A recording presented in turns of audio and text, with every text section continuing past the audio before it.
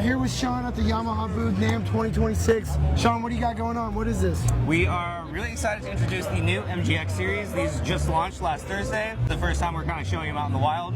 The MGX series is comprised of two different models. This is the MGX 16. There's also an MGX 12. There's also video versions as well. Of course, we have all the tactile feeders here. You have your other send knobs here. You have your analog I/O. The MGX 16s have 8 mic preamps. And the MGX 12 has 4 mic preamps, and then you have your stereo out. On this unit, the 16, you have 8 on the outs, and then on the 12 you have 6, and then you have 4 headphone outs on both of the units as well.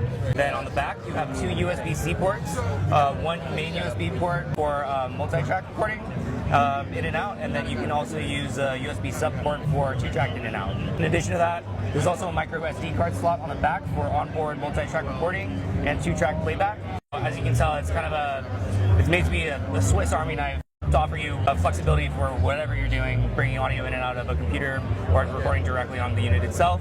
In addition to that, there is also Bluetooth capability as well, bringing wireless Bluetooth playback into the mixer as well. Over here on the right, you have your user-defined keys.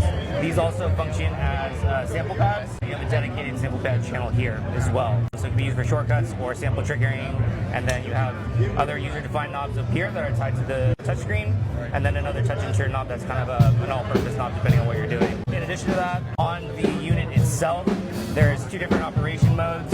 You have the ability to go into simple mode. If you're a non-audio expert, this would be a great starting point. And you have the ability to start with a preset or go through a setup assistant. That's essentially it'll walk you through exactly what to do in terms of setting up your digital mixer if you've never used a digital mixer before. There's also scenes that are fully recallable. I'll back it up and go into standard mode again, and then I'll dive into some of the channel strips here. You have access to your gain, your gate, compression, EQ. There's an auto gain feature that's really cool. That'll essentially automatically set your gain for you, taking out any of the guesswork and making sure you're at proper levels. And there's also a safe clip feature as well, just for as another safety net to prevent any sort of clipping. If you go into the channel, you have access to your 48-volt phantom power, which is on each individual mic pre. And then you have a dedicated high-pass filter here, so you don't have to eat up an EQ band on your channel with the channel EQ. This is the EQ. You have a 1-knob function.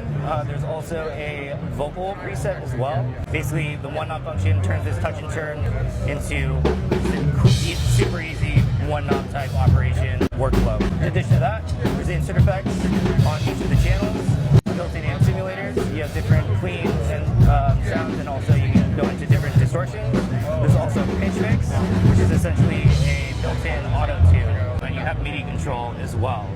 Lastly, you have just a couple other compressors options on the channel itself. And then backing it up, in terms of the bus structure, you access some buses here. There's a stereo bus, and then there's 8 dedicated mix buses, and also 2 effects buses. In addition to the channel inserts, you also have the effects buses, and these have different insert effects available as well. Here's where you'll find your reverbs, 3 different types of reverbs, all room and plate, and then mono delay and ping pong. And then in addition to that, those are also shared on the other effects bus as well. On the stereo output bus, you have an EQ, and then you have more insert effects, basically 3 different compressors, the 2 compressor options that are also on the individual channels, and then a multi-band compressor as well. In addition to that, we'll go into the monitor settings. So into these menus, you're able to, for these headphone monitor outs, you're able to deal with your routing here, bringing in mixes from any of those buses. Then, in addition to that, you can go into your output patching for your Omni outs, and here's where you'll do with all of that, with all these other options for the routing to Omni outs. That's kind of the gist of it.